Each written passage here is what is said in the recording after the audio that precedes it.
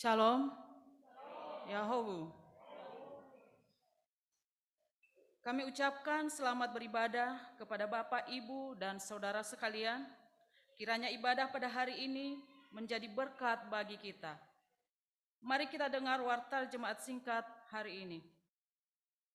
Pertama, kami mengajak kita semua untuk tetap menerapkan protokol kesehatan sepanjang ibadah berlangsung.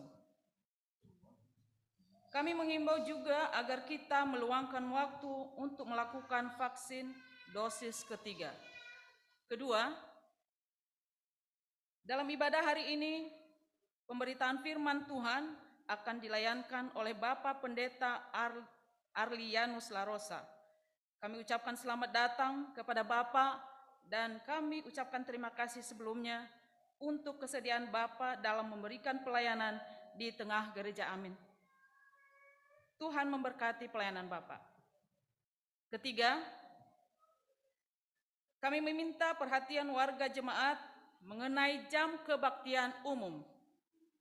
Kita akan mengembalikan jam kebaktian kita seperti semula, yakni pukul 9.30 WIB, yang akan diberlakukan mulai pada Minggu 17 April 2022.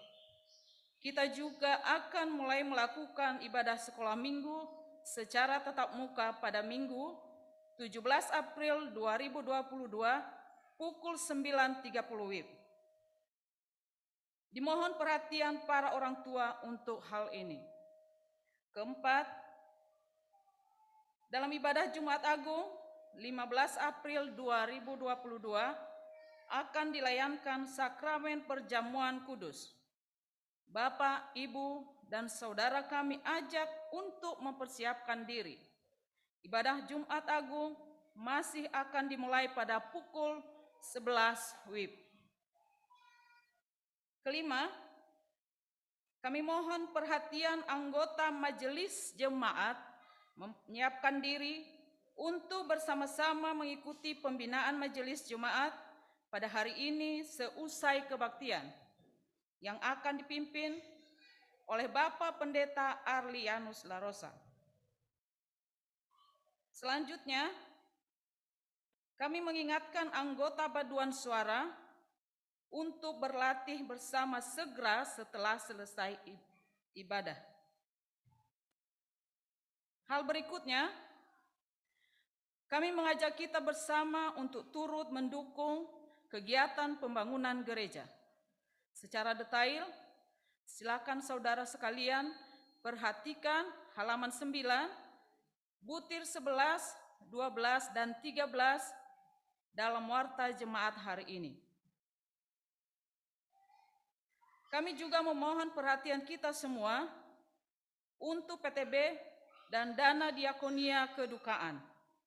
Sebagaimana telah disepakati sebelumnya, pembayaran PTB dan dana diakonia kedukaan ini dihitung mulai pada November 2021. Kini kita sudah memasuki bulan April 2022. Kami mengajak Bapak, Ibu, Saudara yang belum memenuhi tanggungannya masing-masing untuk segera menyelesaikannya. Jika terlalu lama tertunda, tentu akan menumpuk dan terasa memberatkan. Kami mengajak saudara sekalian dengan sukacita memenuhi tanggung jawab ini karena pada akhirnya semuanya ini berdampak pada aktivitas dan pelayanan gereja. Amin, khususnya jemaat Hermon. Dalam hal pendataan ulang warga jemaat, kami juga meminta perhatian Bapak dan Ibu. Formulir pendataan ulang yang telah dibagikan di tiap sektor sangat kami harapkan untuk dapat kami terima kembali beserta dengan dokumen-dokumen pendukungnya. Jika ada dokumen yang belum bisa dipenuhi, Bapak Ibu dapat membubuhkan keterangan atau penjelasan yang memadai di dalam formulir tersebut. Tambahan warta jemaat hari ini adalah berita duka cita.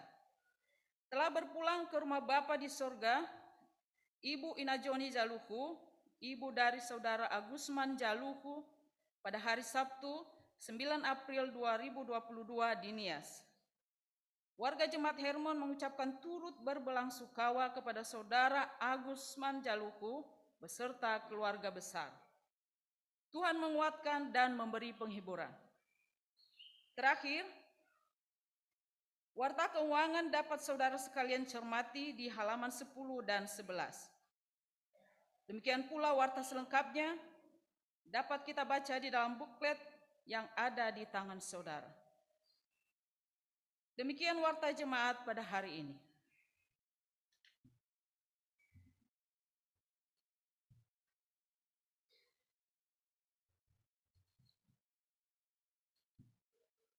Mari kita berdiam diri sejenak untuk mempersiapkan diri memasuki ibadah Prapaskah minggu ke-6.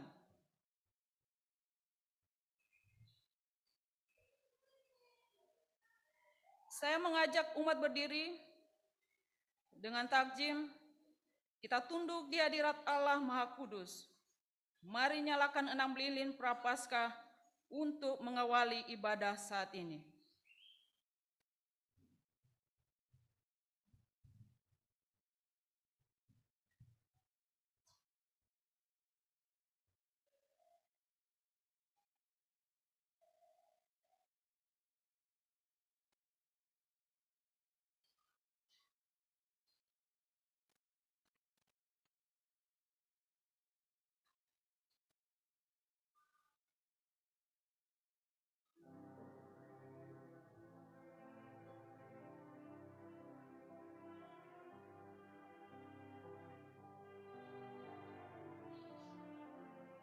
Mazmur pasal 9 ayat 10 sampai 11 berkata, demikianlah Tuhan adalah tempat perlindungan bagi orang yang terinjak, tempat perlindungan pada waktu kesesakan.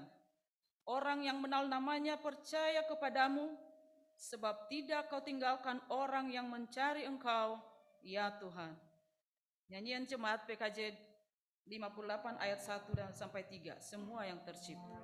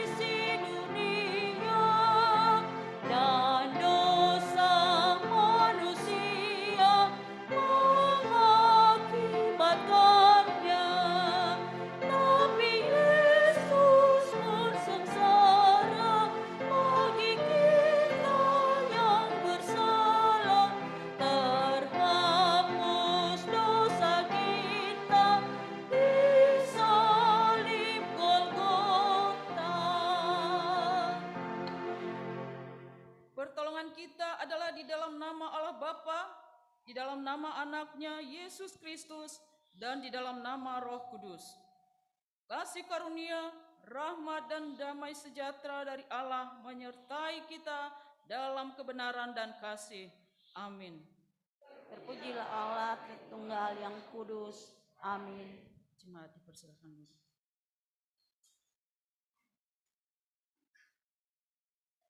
Nas pembimbing di hari ini dilandaskan pada surat Ibrani pasal 5 ayat 8 sampai 9. Dan sekalipun ia adalah anak, ia telah belajar menjadi taat dari apa yang telah dideritanya, dan sesudah ia mencapai kesempurnaannya, ia menjadi pokok keselamatan yang abadi bagi semua orang yang taat kepadanya.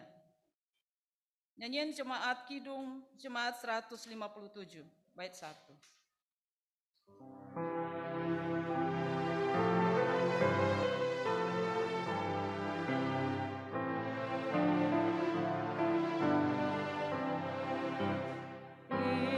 Insan si dosamu, ingatlah Kristus menempuh jalan penuh sengsara, dan bagai hamba terendah, ia kosongkan dirinya menjadi perantara yang mati dihidupkannya, yang sakit disembuhkannya, yang hilang ia cari, berkorban diri akhirnya, memikul dosa dunia di atas kayu salib. Tak seorang pun benar di hadapan Allah. Namun, rahmat Allah itu sungguh luas dan dalam. Belas kasih-Nya tersedia bagi semua orang yang bertobat. Surat 1 Yohanes pasal 1 ayat 9 berkata, jika kita mengaku dosa kita, maka Ia adalah setia dan adil, sehingga Ia akan mengampuni segala dosa kita dan menyucikan kita dari segala kejahatan. Mari kita berdiam diri sejenak.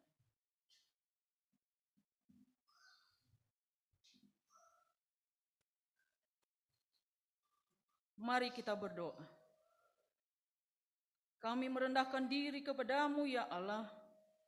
Di hadapan-Mu kami membuka diri dan mengaku dosa. Sesungguhnya kami sering mengingkari-Mu ya Tuhan. Perkataan-Mu juga perbuatan kami sering tidak mencerminkan iman kepadamu ya Yesus. Kami lebih suka menempuh jalan yang buruk. Kami sering membiarkan diri disusupi kejahatan. Kami gampang menyerah pada godaan dan begitu bebal untuk belajar melakukan yang benar. Sungguh, kami telah berdosa kepadamu.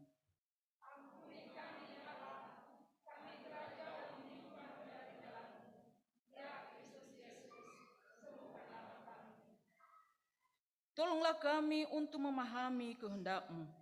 Jadikan kami baru dalam tutur kata, pikiran, perbuatan kami. Pakailah segenap hidup kami bagi perwujudan rencana-Mu. Tuhan, teguhkan kami untuk hidup dalam kasih yang nyata di tengah dunia sebagaimana yang Engkau ajarkan. Ya Roh Kudus, dampingilah kami untuk menempuh pergumulan kami ini. Amin. Dengarlah berita anugerah Allah untuk kita saat ini. Efesus pasal 2 ayat 8 sampai 10 menegaskan, sebab karena kasih karunia kamu diselamatkan oleh iman. Itu bukan hasil usahamu, tetapi pemberian Allah. Itu bukan hasil pekerjaanmu. Jangan ada orang yang memegahkan diri, karena kita ini buatan Allah, diciptakan dalam Kristus Yesus untuk melakukan perbuatan pekerjaan baik yang dipersiapkan Allah sebelumnya. Ia mau supaya kita hidup di dalamnya. Sambutlah berita anugerah Tuhan ini dengan setia mengikuti Dia. Amsal pasal 4 ayat 23 sampai 27 menjadi tuntunan hidup baru bagi kita saat ini. Mari kita berdiri dan menyimaknya. Beginilah firman Tuhan. Jagalah hatimu dengan segenap kewaspadaan, karena dari situlah terpancar kehidupan. Buanglah mulut serong daripadamu, dan jauhkanlah bibir yang dolak-dalik daripadamu. Biarlah matamu memandang terus ke depan, dan tatapan matamu tetap ke muka. Tempuhlah jalan yang rata, dan hendaklah tetap segala jalanmu. Janganlah menyimpang ke kanan atau ke kiri, jauhkanlah kakimu dari kejahatan. Nyanyian Jemaat PKJ 126 ayat 1 dan 3.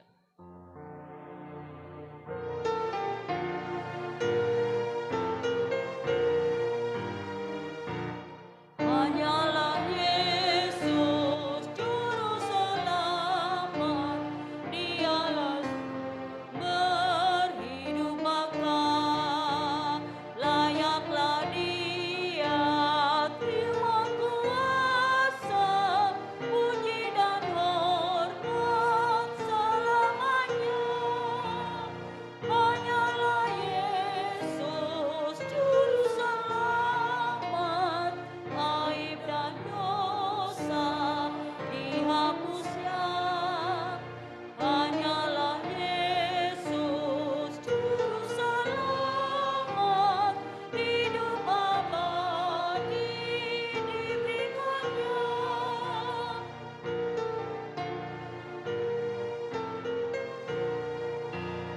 Meskipun susah maupun derita, hanyalah Yesus penolongku.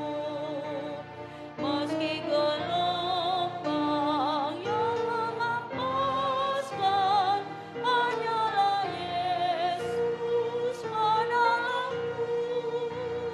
Hanyalah Yesus Juru Selamat, aib dan dosa dihapusnya. Hanyalah Yesus Juru Selamat, hidup abadi diberikannya. Jemaat duduk.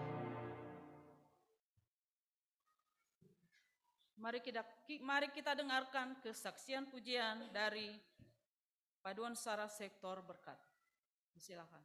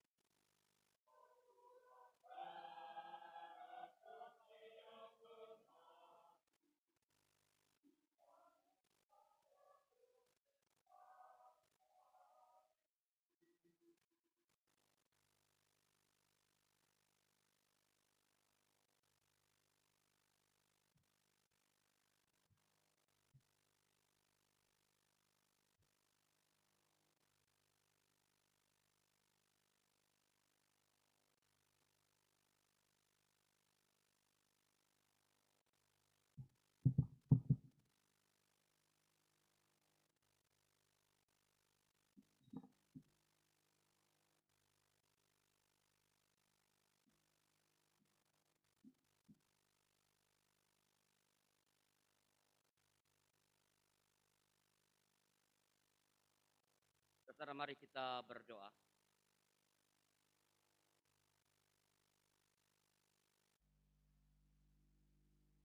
Ya Allah, firman yang telah menjadi manusia di dalam Yesus Kristus Tuhan kami datang kepadamu dan memohon.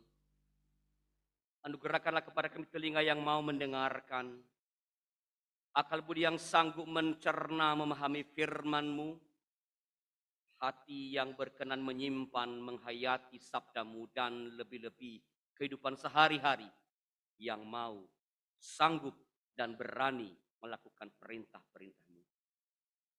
Baiklah hamba-Mu ini Tuhan dengan segala keterbatasan yang melekat padanya sebagai alam tangan Tuhan, supaya melalui hamba-Mu ini Engkau sendiri menyapa setiap dan semua umat-Mu, baik yang ada di rumah Tuhan, di gereja ini pun yang mengikuti ibadah ini di rumah masing-masing.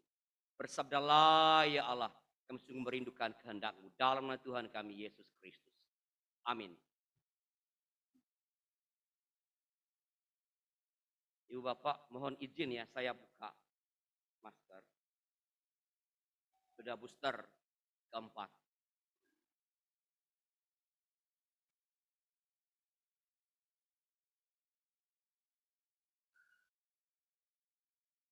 Injil Tuhan Yesus Kristus dalam Minggu Palmarum Sengsara 4 pada hari ini dari Injil Lukas pasal 19 ayat 28 sampai dengan ayat 40.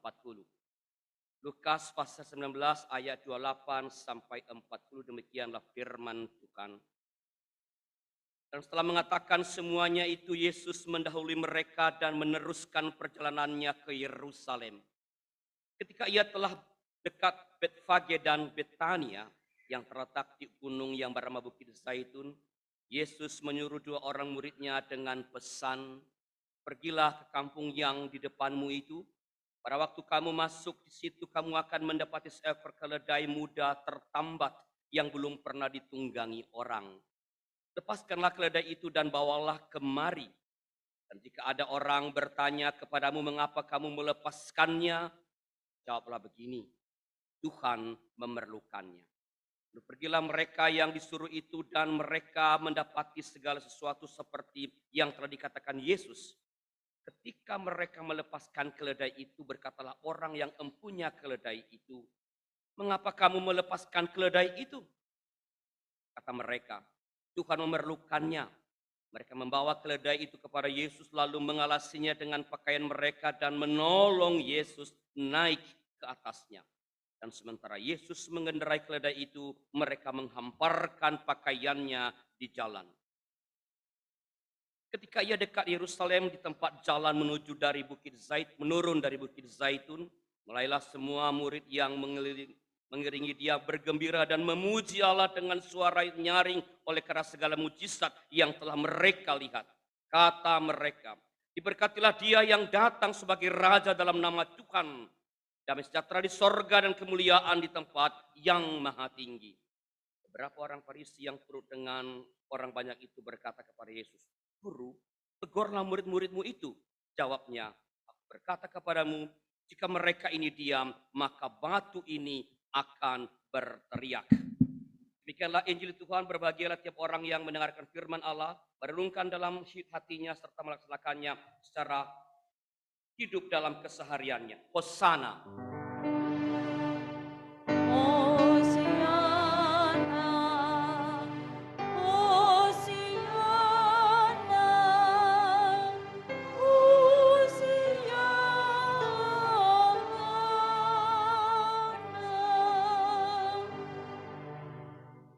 Yahobu Fefu, senang bisa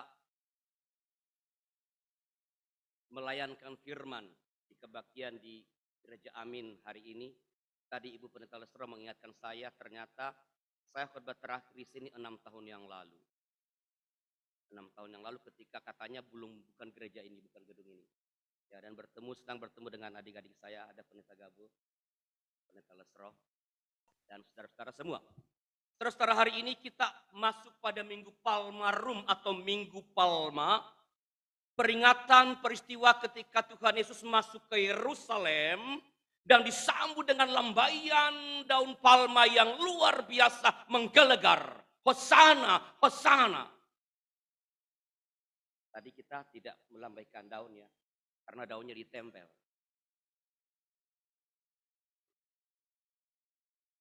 Masuk ke Yerusalem tak terjadi secara mendadak. Yesus memasuki Yerusalem, tempat di mana ia akan mengalami penderitaan itu dengan perencanaan yang betul-betul matang. Lukas 9 ayat 51 mencatat begini. Ketika hampir genap waktunya, Yesus diangkat ke sorga, ia mengarahkan pandangannya untuk pergi ke Yerusalem. Ia mengarahkan pandangannya, ia merancang, ia bertekad, ia akan pergi ke tempat di mana ia akan mengalami deraan yang tak terbayangkan oleh siapapun. Jadi sebelum Yesus dengan penuh kesadaran dan ketaatan pada kehendak Allah memasuki ke Yerusalem, ia menyiapkan diri.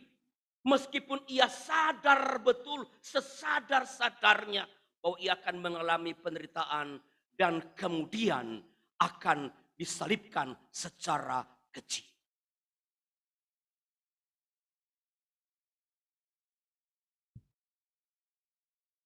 Tidak hanya masuk ke wilayah di mana penderitaan akan menghajarnya.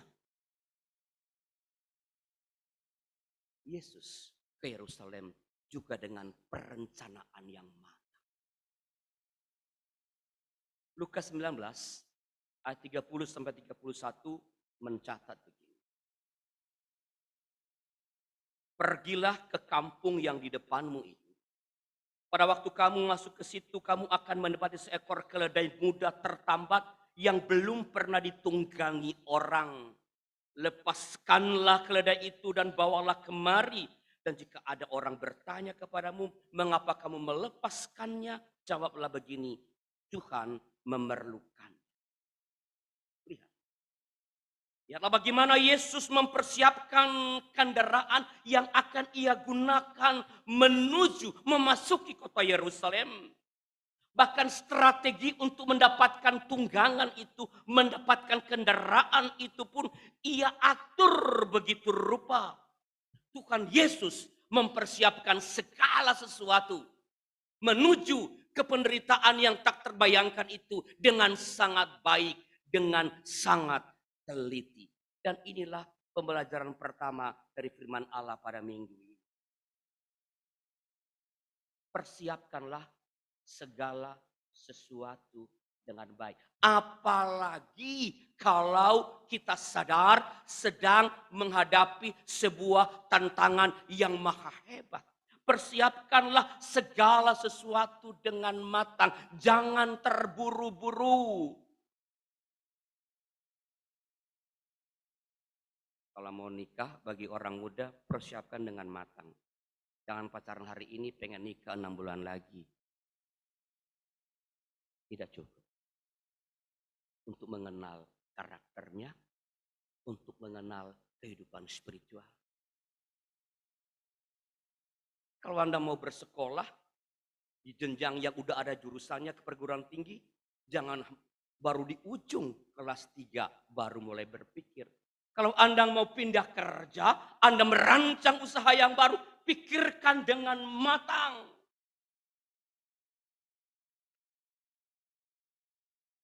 Kita tak pernah tahu tantangan apa yang menghadang di depan. Dengan perencanaan yang baik, tujuan yang hendak dicapai menjadi jelas. Mau kemana? Rentang waktunya berapa lama? Kapan akan ini muncul? Kapan ini akan tiba? Kalau saya kembali pada contoh yang tadi, kalau Anda menikah, udah Anda rancangkan kapan menikah, berapa duit biayanya, apalagi kalau kawin nias. Jangan menikah lalu ngutang sana sini. Udah menikah, mau punya anak, tahun berapa? Emang murah punya anak? Punya anak pertama tahun berapa? Punya anak kedua tahun berapa? Itu stres, stres, dan stres. Rancang dengan matang. Tujuannya dengan merancang dengan matang, tujuannya akan semakin jelas. Orang-orang yang terlibat akan bergerak ke arah yang jelas. Hambatan dan peluang teridentifikasi dengan clear.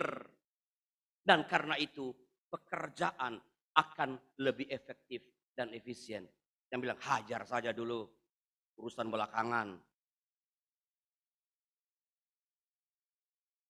Kalau Tuhan sendiri yang maha mengetahui, yang maha kuasa, yang punya segalanya, yang tak mungkin kekurangan apapun, yang tak mungkin kalah oleh apapun, melakukan perencanaan dengan matang ketika ia masuk ke Yerusalem di mana ia akan menderita, ia tahu akan menderita. Kalau ia merancang itu dengan baik, maka saya kira saudara-saudara, kita sebagai pengikut-pengikut Tuhan tentu harus juga mempersiapkan segala sesuatu dengan baik. Sehingga semua yang kita kerjakan betul-betul sesuai dengan kehendak Tuhan.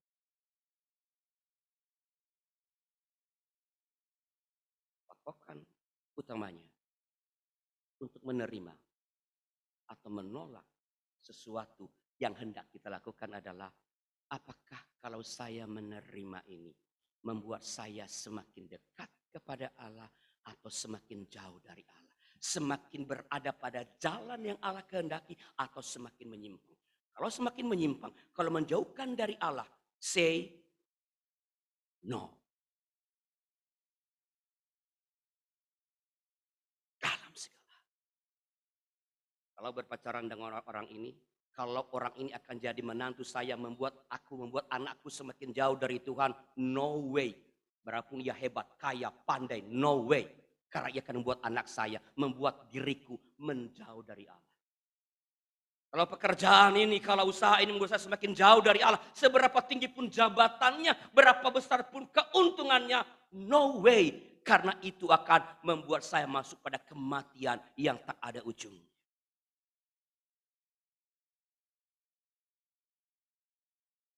Kita harus betul-betul mempersiapkan diri untuk berjalan sesuai dengan kehendak Tuhan. Sebab hidup dalam ketaatan pada kehendak Allah itu memerlukan kesiapan mental. Kalau hidup asal saja, hidup sekenanya, hidup semaunya, nggak perlu persiapan. Tapi kalau kita punya komited untuk berjalan, untuk taat pada kehendak Allah dalam semua yang kita kerjakan, maka itu memerlukan persiapan spiritual, persiapan mental, persiapan psikologis yang sangat-sangat serius. Itu yang pertama. Yang kedua dan yang terakhir, jangan khawatir khotbah saya selesai 60 menit lagi. Yang kedua, tetap taat, ini tema kita, tetap taat sekalipun apa? Menderita. Siapa tadi yang ngomong? Tetap taat sekalipun menderita. Yakin? Saya kira tema ini rada kurang cocok dengan sebagian orang. Benar nggak? Pengen menderita? Karena paling gampang lah teman saya aja Pak Pendeta Gabus pengen menderita.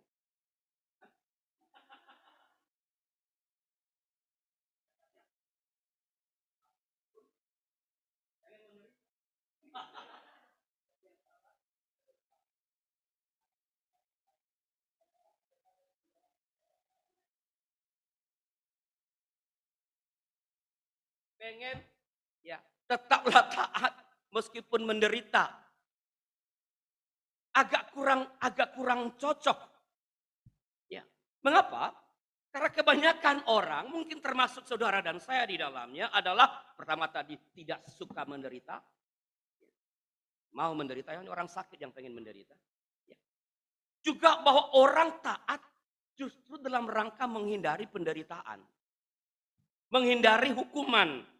Menghindari kekacauan. Kalau ibu bapak Ya berjalan naik motor atau naik mobil, lalu ada traffic light warna merah, kita berhenti karena apa coba?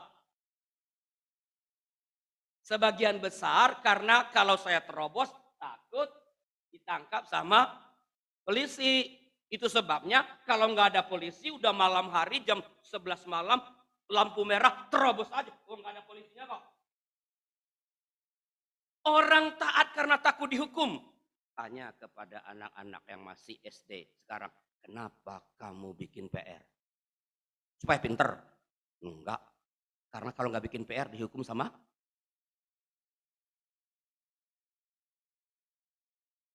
taat. Taat karena ada sesuatu yang mendesak dari luar. Taat karena takut. Takut dihukum, takut kecelakaan. Menghindari penderitaan. Ketaatan semacam ini karena sesuatu yang datang dari luar tak bersifat permanen.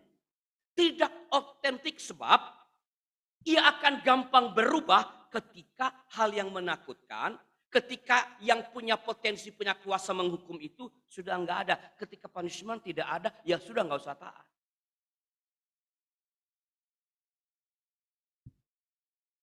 Ini adalah ketaatan yang datang dari luar. Ketaatan karena tekanan. Ketaatan sejati adalah ketaatan yang datang dari dalam. Dari kesadaran yang penuh. Ketaatan ini bersifat permanen, otentik, diwujudkan dimanapun, kapanpun, entah ada orang, entah tidak ada orang. Ketaatan yang terus diperlihatkan, diejawantahkan, meskipun harus menghadapi yang tak menyenangkan, meskipun harus mengalami kesakitan, mengalami penderitaan. Karena ia datang dari dalam, bukan karena engkau menyuruh aku taat, maka aku taat, tapi karena aku memang ingin taat. Kalau pakai teori Lawrence Kohlberg, ini berada pada tahap post konvensional. Bagian pertama, tahap 5. Tahap 6-nya itu kayak Tuhan Yesus. Kalau yang tadi itu pra-konvensional. Mengapa taat? Supaya dapat hadiah. Mengapa taat? Supaya nggak dapat hukuman. Itu namanya pra-konvensional. Itu anak-anak. Jangan salah. Ada banyak orang dewasa yang tahap moralnya masih anak-anak. Taat karena takut dihukum. Taat supaya dapat ujian, supaya dapat hadiah. Umur sudah hampir 60 seperti saya, tapi moral development-nya masih seperti anak kelas 1 SD. Bukan kita, orang lain. Kalau anggota jemaat anggota jemaat Gereja Amin Hermon, semua sudah pada post konvensional. Lihat aja wajah para pendetanya.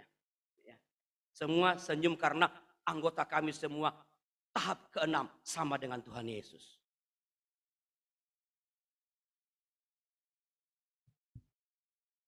Ketaatan semacam inilah yang ditunjukkan oleh seorang hamba dalam Yesaya 50 ayat 5 dan 6.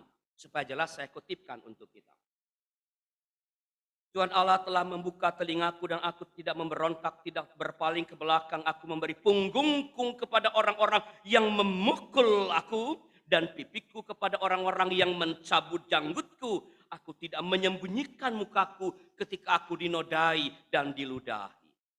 Perhatikan, sang hamba ini mengalami penderitaan secara fisik karena ketaatannya.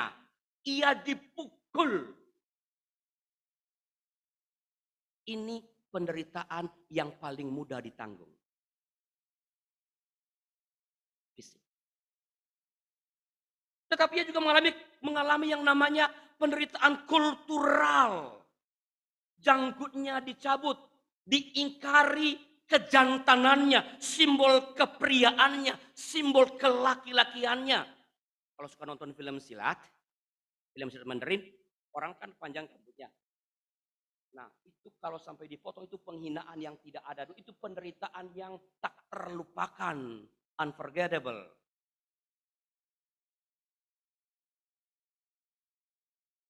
penderitaan kultural. Dipermalukan secara kultural. Tetapi juga secara psikologis dan sosial ia mengalami penderitaan. Ia dinodai, diludahi, dipermalukan. Kalau orang nias yang begini udah terjadi huru hara. Tadi saya tanya kepada Ibu Pentelesro, apa tadi yang saya tanya?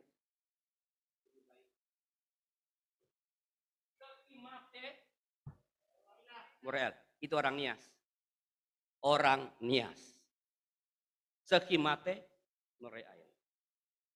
Kalau orang nias yang diperlakukan seperti Yesaya ini, sudah terjadi huru hara. Saya yakin, karena lebih baik mati daripada malu. Padahal kalau masih hidup, rasa malunya bisa diperbaiki. Kalau udah mati, malu terus sampai kapan juga.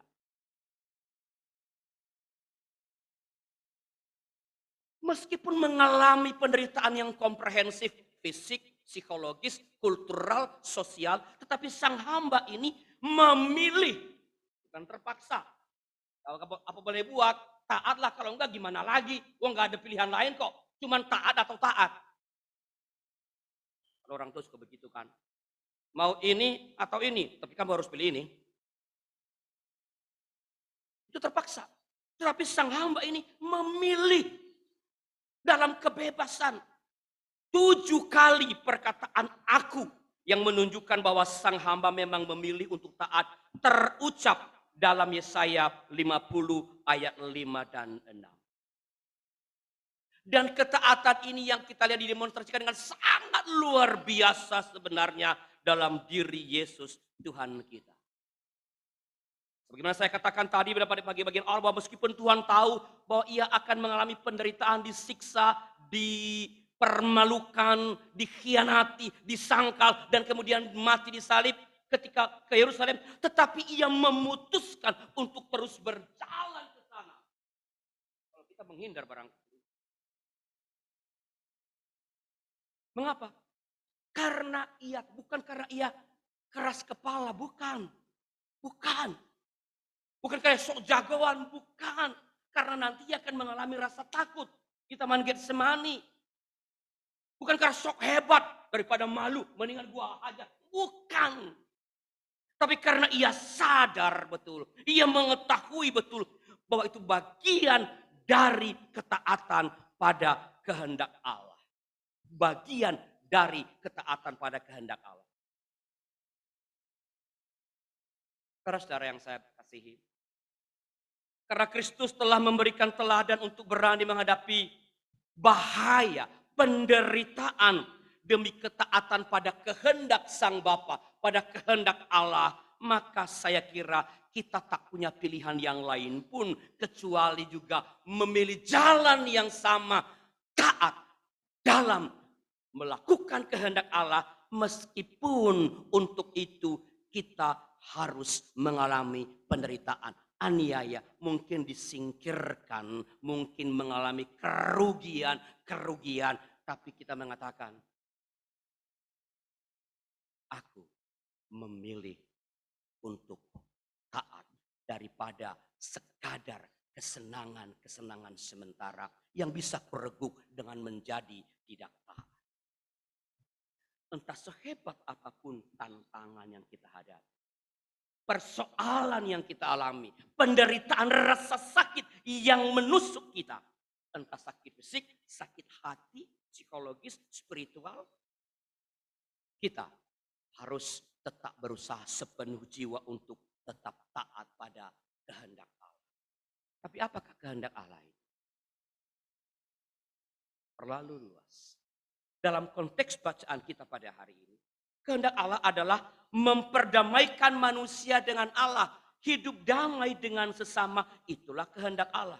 Yesus memasuki Yerusalem dengan keledai, ini simbol perdamaian. Dalam Zakaria 99:10a dicatat begini, bersorak-soraklah dengan nyaring hai putri Sion, bersorak-sorailah hai putri Yerusalem, lihat rajamu datang kepadamu, ia adil dan jaya, ia lemah lembut dan mengendarai seekor keledai beban yang mudah.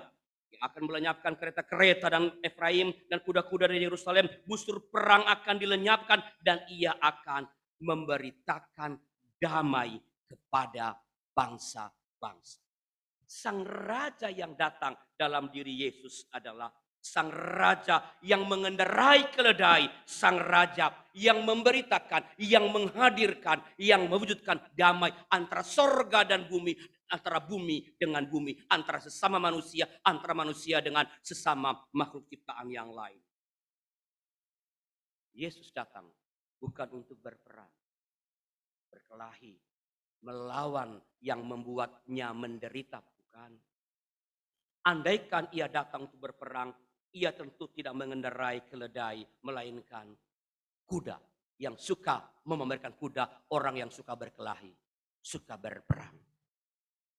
Yesus bahkan menggenapi yang dimuatkan dalam Yesaya 56 tadi yang saya sudah bacakan tadi, saya ulangi bacanya. Aku memberi punggungku kepada orang-orang yang memukul aku dan pipiku kepada orang-orang yang mencabut jangkutku. Aku tidak menyembunyikan mukaku ketika aku dinodai dan diludahi.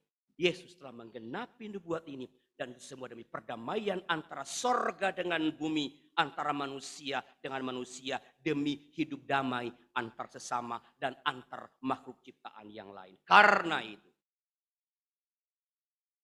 kita harus berani menanggung penderitaan demi hidup damai dengan sesama. Dalam rangka taat kepada kehendak Allah, yaitu hidup damai dengan sesama, kita kalau perlu rela menanggung penderitaan. Kita harus taat pada kehendak Tuhan, yaitu damai dengan sesama. Dalam relasi personal sampai relasi komunal, kita harus menjaga dan mengokohkan hidup yang damai dengan sesama. Mulai dari rumah,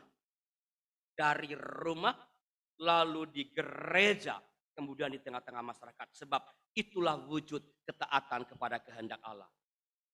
Kalau relasi dengan pasanganmu di rumah, dengan anakmu, dengan orang tuamu, dengan adik atau kakakmu sedang terganggu, segeralah berdamai.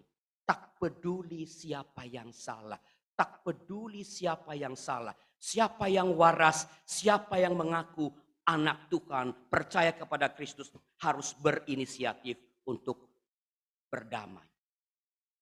Bahkan ketika apa yang terjadi itu seolah-olah merendahkan martabatmu, segeralah berdamai, jangan menunda. Menunda hanya akan memberikan kesempatan kepada iblis untuk memperkeruh keadaan. Ini imperatif. Ini perintah Tuhan. Bila engkau memang mengaku Dia adalah Tuhan dan engkau adalah umatnya, Dia adalah sang raja, engkau adalah umatnya. Demikian juga di gereja. Bila ada kesalahan pahaman, gesekan bisa saja terjadi. Gesekan dalam gereja. Gereja bukan kumpulan para malaikat. Kumpulan orang-orang jahat yang bertobat, itulah gereja. Kalau ada gesekan, segeralah berdamai. Tak peduli siapa yang salah. Yang mengaku lebih matang secara spiritual. Yang mengaku murid Kristus, segeralah ambil inisiatif untuk berdamai, karena itulah bagian dari ketaatan pada kehendak Allah. Bahkan ketika apa yang terjadi itu merendahkan martabatmu, segeralah berdamai. Jangan menunda. Menunda hanya akan memberikan kesempatan kepada iblis untuk memperkeruh suasana. Ini bersifat imperatif, perintah dari Tuhan. Kalau kita mengaku sebagai umat pun di tengah masyarakat. Bila ada kesalahpahaman, gesekan, apalagi konflik dengan sesama anggota masyarakat, segeralah berdamai. Bahkan ketika itu mempermalukan kita, ketika itu merendahkan martabat kita, yang mengaku anak Tuhan, segera ulurkan tangan untuk berdamai. 2 minggu lalu saya khotbah tentang anak yang hilang. Apa yang terjadi ketika ada konflik besar antara sang ayah dan sang anak bungsu? Sebenarnya hanya si bungsu yang melakukan kesalahan. Apa yang terjadi? Dia lihat dari jauh.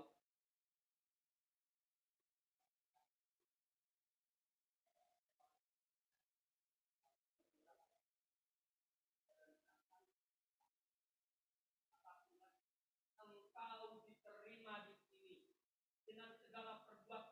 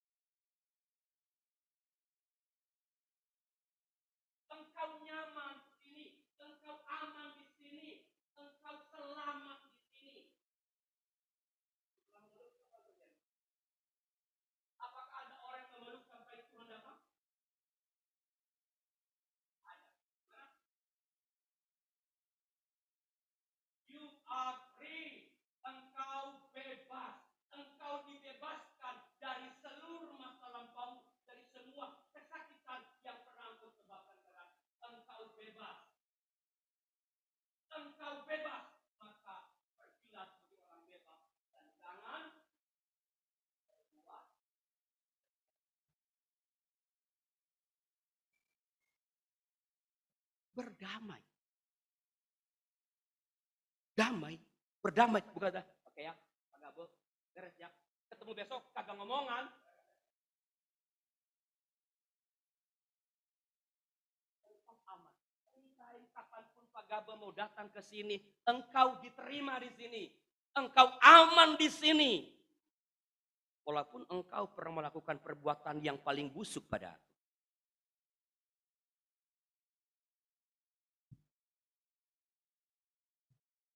Taat itu tidak mudah. Taat ini lebih enak dikhotbahkan daripada dilakukan. Tapi sekali lagi, dengan pertolongan Allah, kita percaya kita akan dapat hidup dalam ketaatan. Ketaatan yang otentik, ketaatan yang tak bersyarat. Karena ia datang dari dalam dan karena itu ia tak berubah entah apapun yang terjadi dari luar.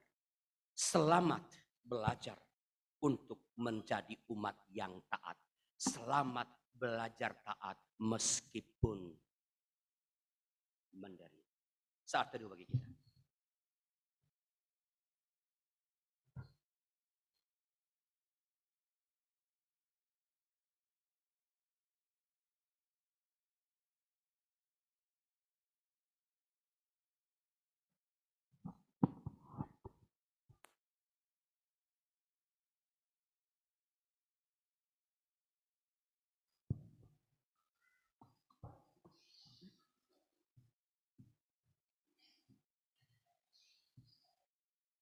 Jemaat diundang berdiri. Sebagaimana telah diserukan gereja di segala tempat dan zaman, kita ikrarkan pengakuan iman rasuli. Aku percaya kepada Allah, Bapa yang Maha Kuasa, Tuhan langit dan bumi, dan kepada Yesus Kristus, Anak yang tunggal, yang dikandung daripada Roh Kudus, yang menderita di bawah pemerintahan Pontius Pilatus, disalibkan, mati dan dikuburkan, turun ke dalam kerajaan maut. Pada hari yang ketiga, bangkit pula dari antara orang mati, naik ke surga, duduk di sebelah kanan Allah, Bapa yang Maha Kuasa, dan akan datang dari sana untuk menghakimi orang yang hidup dan yang mati. Aku percaya kepada Roh Kudus, gereja yang kudus dan am, persekutuan orang kudus, bangkitan daging, dan hidup yang kekal. Amin. Persilakan duduk kembali. Mari kita dengarkan kesaksian pujian dari vokal grup Sektor Sion.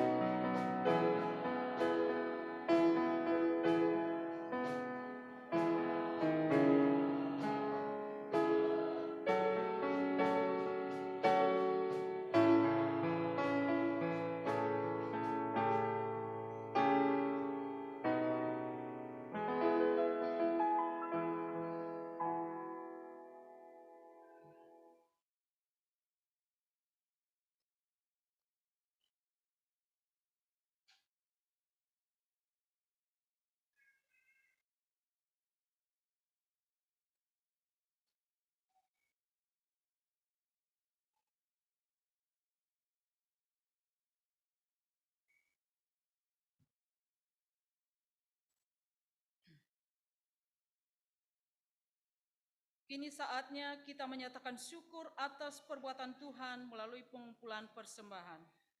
Baiklah, kita camkan apa yang dikatakan di dalam 2 Korintus pasal 8 ayat 12 sampai 13.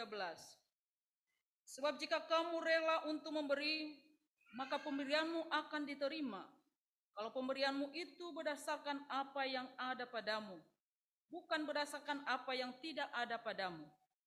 Sebab kamu dibebani bukanlah supaya orang-orang lain mendapat keringanan, tetapi supaya ada keseimbangan. Kita mengumpulkan persembahan syukur di dalam 3 amplop. Pertama, untuk pelayanan jemaat. Kedua, untuk pembangunan gereja. Dan ketiga, untuk kas diakonia dan sinode. Kita bernyanyi dari Kidung Jemaat 450 ayat 1 sampai 3, hidup kita yang benar.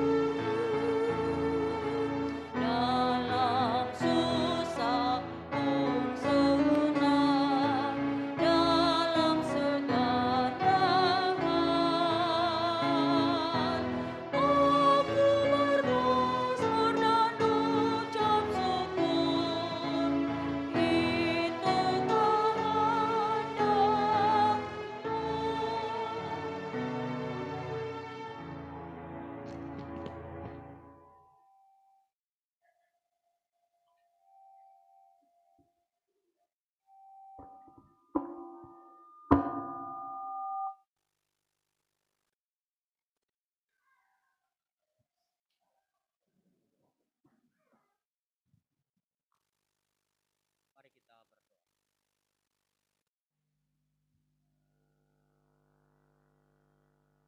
Tuhan, kami mengucap syukur atas kemurahan-Mu dalam hidup kami, memelihara kami dalam minggu ini dengan segala berkat yang berlimpah, melalui orang-orang yang kami jumpai, orang-orang yang kami cintai, dan melalui pekerjaan, usaha yang Kau percayakan kepada setiap dan kami masing-masing.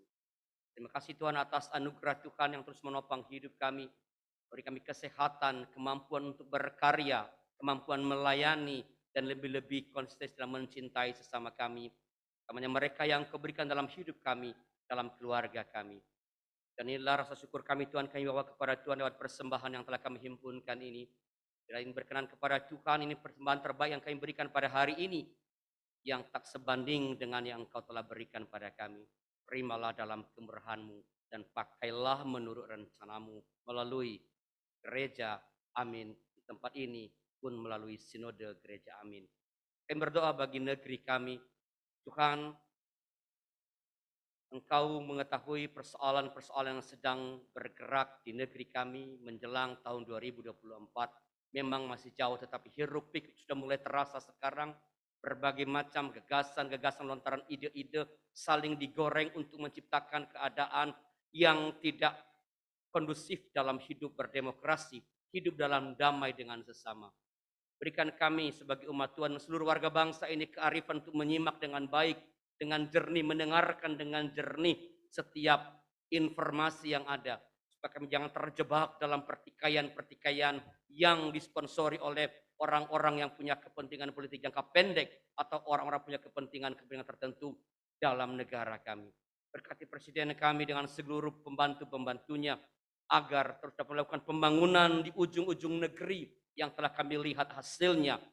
Biarlah dengan segala keputusan-keputusan yang diambil oleh Presiden dengan para pembantunya, negeri kami boleh menghadapi dengan semakin baik krisis yang sedang melanda ini sebagai dampak dari COVID-19 pun dampak dari perang antara Rusia dan Ukraina.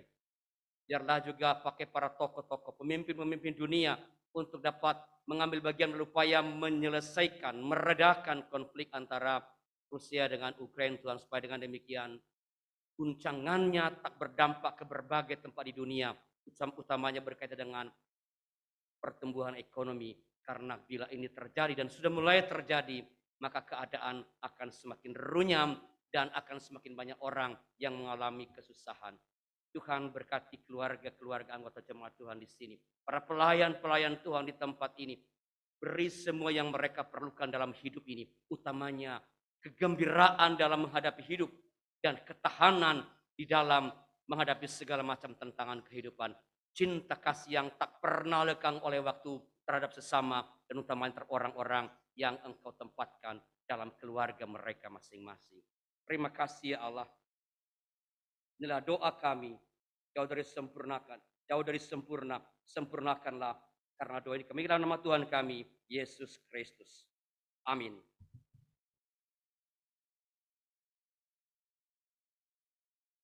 Saudara, mari kita bersama-sama berdiri. Kita akhiri ibadah ini dan melanjutkan ibadah sejati dalam kehidupan nyata di tengah-tengah dunia.